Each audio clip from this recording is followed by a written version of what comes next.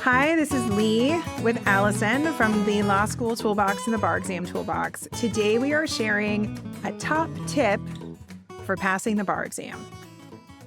All right, let's see. What's our number one tip? If anyone listens to the podcast regularly, this should not be a surprise. It is practice, practice, and then do more practice. Yet, in all the years, and we've now been doing this for quite a few years, that we've been doing this, we still talk to students who don't practice the first time they sit for the bar.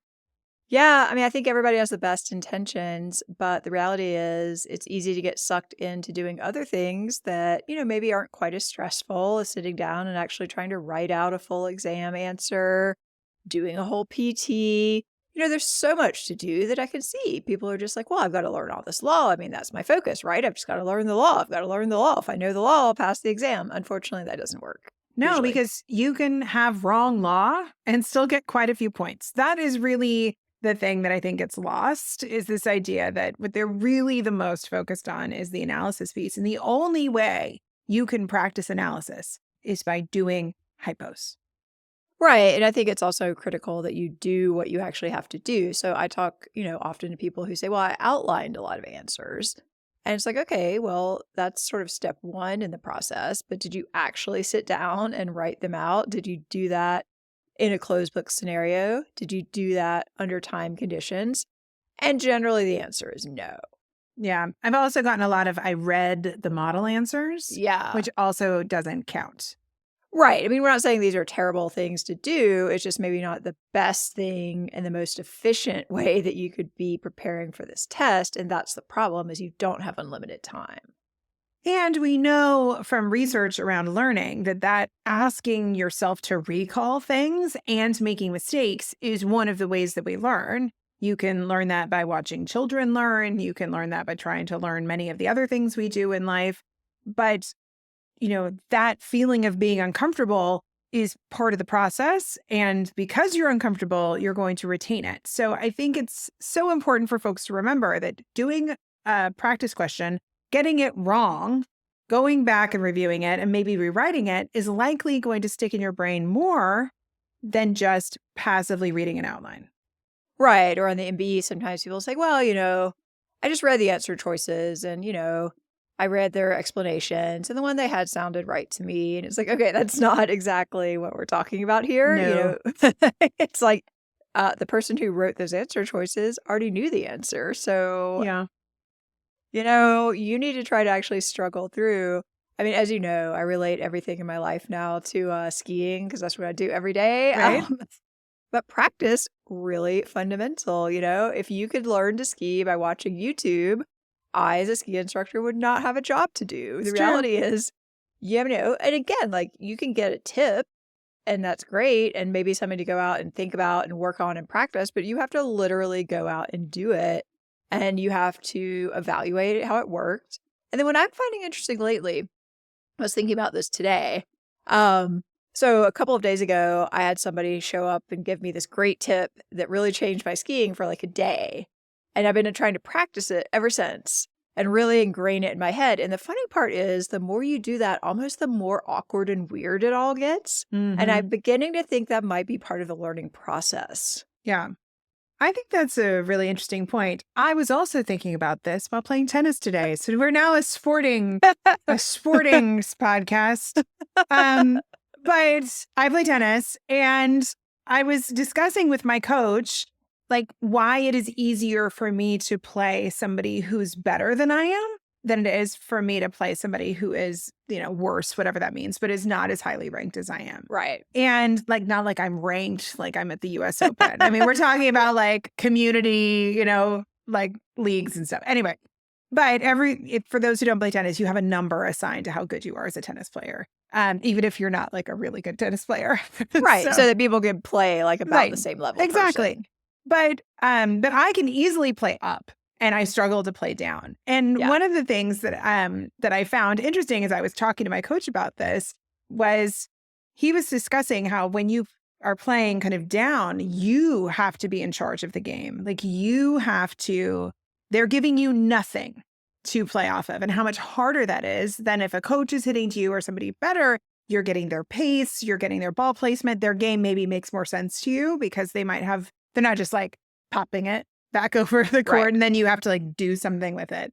And I think that idea of like really having to be the driver, really having to like say like you have to rely on yourself to work with this material and make something out of it is something that we oftentimes like don't do. That is harder for me. It is harder for me to play with someone who gives me nothing, that makes me come up with it all myself.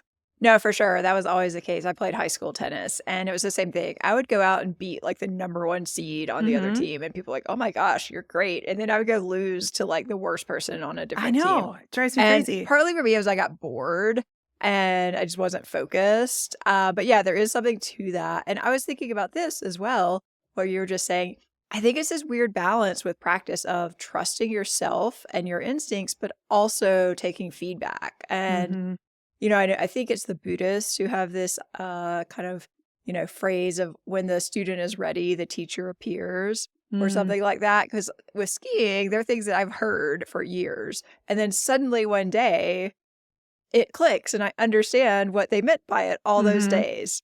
But, then I have to kind of take it and make it my own. And so, I think it's a lot with the practice is like, you kind of got to get some feedback on how you're doing, but then at some point you have to internalize that because you have to be evaluating on the exam.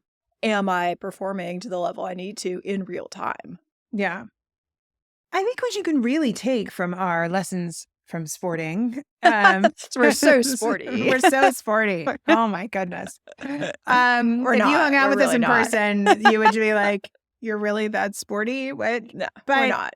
No, but there are things that you can learn from sports. One is it keeps us in the growth mindset, which is, I think, one of the reasons you and I both like doing stuff like this. I also ski. We ski together. But it's like you're challenging yourself constantly, right? It's not something you can do on autopilot. That's one of the things I like about sports. You have to be engaged. Like if I don't pay attention when I'm playing tennis, I literally can't play, right? So same thing with skiing. If you like don't want to hurt yourself, you have to pay attention to what you're doing. And I think that presence that comes from that and this awareness of like the struggle and how you're changing your body or how you're learning and taking in feedback, those lessons are often easier learned doing something physical than doing something in an academic setting like this, where it's like the practice is the same stuff. It's going down the ski slope, it's playing the match and not doing well, and then trying to go to your coach and say like, or your teacher and say like, why didn't that go well? And then internalizing their feedback and trying again. We know in all these other parts of our lives that to get better, you have to practice. Nobody would tell me that I could get a better tennis game by not playing tennis or that you could be a better skier by not skiing.